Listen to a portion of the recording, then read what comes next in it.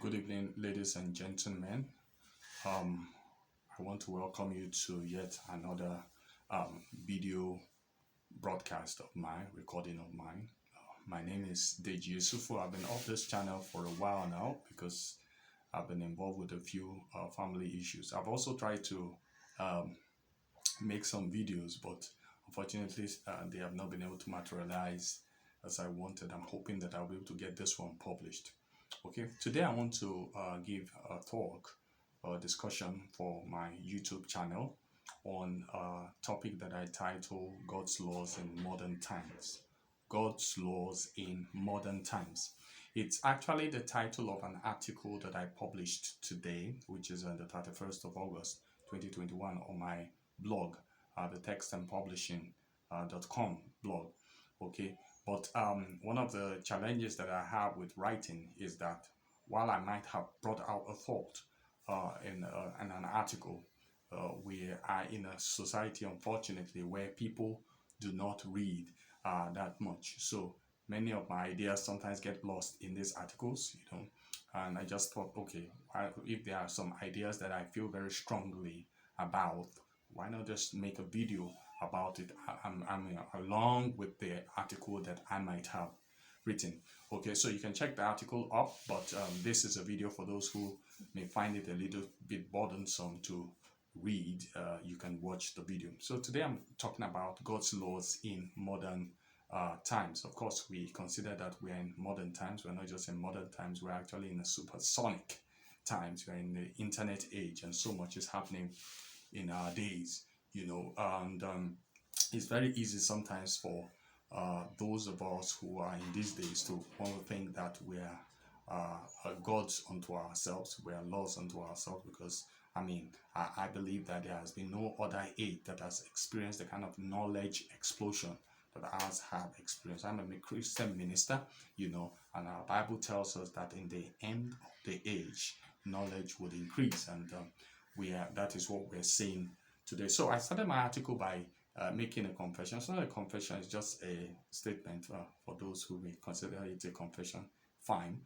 Okay, I said I've been watching the BB Niger show. That's the Big Brother Niger show. The 2021 edition is on right now, and I am actually staying in a house where I get to see people who are in the house get to watch it. So many times I watch it also. Maybe when I'm eating or I'm trying to relax, I get to see what they're watching. So I'm becoming familiar with some of the characters there, and there's this particular housemate that I think I have a little preference for. I don't watch it that much, but I have a preference for. This is a guy called White Money.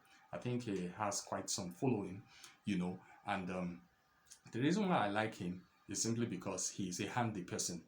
He has been able to carve a niche for himself in the house. He does the cooking, and he has very great interpersonal skills. Now I mentioned White Money because I realized that while the young ladies, there are 20 housemates, I think about 10 male, 10 female, while the young ladies are going about making their nails and hair, it is men, the young man, who is cooking for everybody. He doesn't complain about it, he just does it, and he's never gotten an eviction nomination before. If he's evicted, nobody's going to eat, that kind of a thing, and he might just continue like that and win this thing. Now I made that statement, or I made this comment or statement in my article to draw the point that many of the ladies at the BBN show will make for very good girlfriends. They will make for very good girlfriends, but they will not make for very good wives. Okay, and so while so what we're seeing, of course, is that we're seeing a situation where the kind of homes that our society are building are homes that are built on shifting grounds, not real commitment, because the girlfriend is a person who just comes and goes, is fair weather, but the wife is somebody who stays a lifetime, so they will make very good friends, but they will not make for very good wives. I know a lot of my feminist people watching it might disagree with me. I think also with the men, the guys there too are not equally responsible.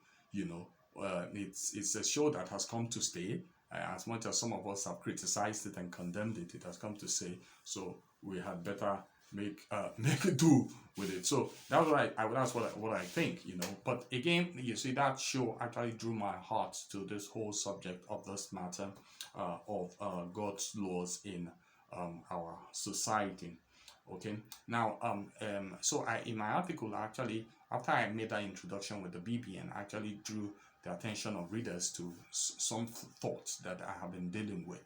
You know, in For a while now, I've always espoused this idea that society should not be run by Christian ideologies, okay, by Christians.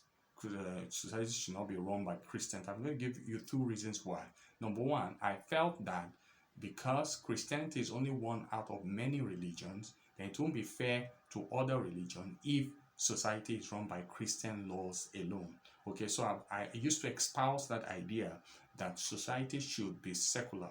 Okay, that society should be plain, and everybody should just agree on what is right, and something like that. I used to espouse that in some of my articles. The second reason is because we have actually had situations in our world when Christianity and Christians used to rule certain nations, and in those days, the theologians call it sacralism or something like that. Okay, in a situation where a society is governed by Christian laws, we've had such situations, and many of it didn't augur well.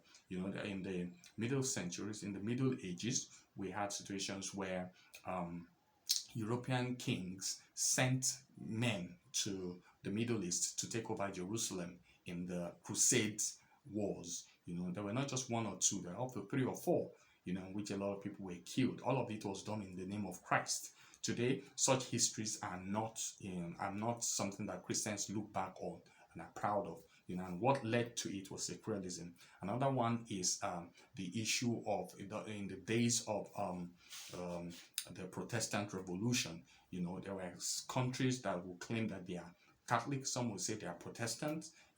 And Catholics will persecute Protestants in their country, and Protestants will persecute Catholics in their country. Until eventually, when we had America, the birthing of America brought forth the whole idea of tolerance, and all of that. So secularism has never worked, and that's the reason why I used to espouse that, but with I came to this conclusion now today that I renounced that idea. I now hold that society should be run or governed by Christian laws. That's what I hold.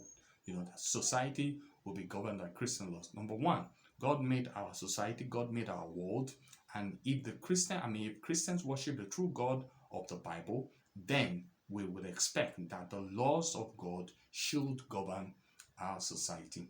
Okay, there are other things, I'm sure, other points, I'm still going to get to that, many people actually helped my thinking. There was one man who helped, who told me the name, Gary DeMar was speaking on Chris Anson's show, and he was the one who said this. He said that there is no society that is secular. There is no society that is secular. Every society is governed by a God. Every society is governed by a spirit. When he said that, it clicked. The reason it clicked is because I've always known from scripture that there are only two gods. We either worship God or worship Mammon. We worship God or worship the devil. We worship God or worship the demonic spirits. So when he said that, it just clicked, and I knew immediately that there is no way I can say our world. There's no way we can say that a world is secular. Okay, every world is religious. Every society is religious. Every society is governed by certain principles and ideologies. Okay, so that's it. In recent times, I've been listening to a lot of James White. I try to follow his argument, and James White has proposed this idea, and a lot of people, Christians, agree with him, in which he says that the coronavirus pandemic is actually the West. Okay, let me even start the West. Yes, taking advantage of it to plant their ideology, not just in America or Europe, but all around the world. Okay. Now you see, today the Western world is not governed by Christian worldview anymore. Okay, in the 17th, 18th, 19th century, they may have been governed by Christian worldview, but they have been gradually moving away from a Christian worldview into a pagan worldview. While they may not be worshiping gods and idols, but many people in the West today are not professing Christians. They do not submit to the laws of God. We regard them as leftist. We regard them uh, as having a worldview that is socialist. Okay, socialism is kind of a middle ground between communism and capitalism. Okay, or communism dressed in fine garbs. Okay, so that's the idea. So now this is what White has been arguing for. He has been saying that what's happening today, especially with the coronavirus pandemic, is that the West has been trying to plant its ideas and it's working. Okay, socialist working, leftist agenda all around the world, and they just took advantage of the pandemic to do that. Okay, and that's why this whole what they call it, a mask mandate and all of that. Of course, we are free to disagree, and a lot of people may disagree with that, but some of us think that there are some thoughts in it. But you see, what I'm trying to bring out of that is this: in every society, there's no society that is truly secular. Okay, every society is governed by some ideology. Every society is governed by some worldview. Okay, if it is not a Christian worldview, it's going to be something else. Okay, in the West today, okay, what is governing the West is a socialist, leftist worldview. Okay, it is anti-God, it's anti-Christ. Okay, so the way it plays out, a lot of people may disagree with it, but that is what is happening presently in the world. Okay, now all of this has come to fall with the fall of Afghanistan. Okay, with the takeover of Afghanistan by Taliban forces. Okay, the Taliban do not subscribe to a Christian worldview. They do not subscribe to a leftist worldview. They do not subscribe to a socialist worldview. The Taliban they subscribe to an Islamic worldview. Okay, and they believe that their society should be governed by Islamic laws. They believe that their God, made the world, and their God has given them laws to govern their world. Okay, now incidentally, you will find out that while the Taliban and the ISIS may agree on violent ideologies, they don't agree on so many of their theology. So the Taliban and the ISIS are actually at loggerheads theologically. Okay, but that one aside. Okay, so the Taliban plan to run Afghanistan by Islamic laws. Okay, so what we now see clearly is that what is actually happening, in fact, what's happening in most of the Eastern world is that there is a clash of ideologies. There are some people who probably have been trained in the West and are trying to bring Western values to the East, and their Western values, which is inherently Christian, is clashing with Islamic values, and so that's some of the challenges that the rulers of countries like Saudi Arabia are having presently. Okay, so please let's not forget my point that I'm trying to make, that every society is governed by a worldview. Okay, and I've come to the conclusion that God's laws as stated in the Bible should govern our society. Okay, but how then do we do it? How do we allow for the outworking of God's law in our society without leading ultimately to sacralism? Okay, that is the question that must be, that I sought to answer in the final parts of my article. I said this, that while the Christian laws should govern a society, I hold the position that Christians should not directly govern a society. This is what I mean. Okay, in a society there are people who are trained for different things. Okay, whether we like it or not, there are people who are trained to protect others. We call them the police, we call them soldiers, we call them the navy, we call them the air force. Okay, they are trained to carry arms to protect society against external and even internal aggression.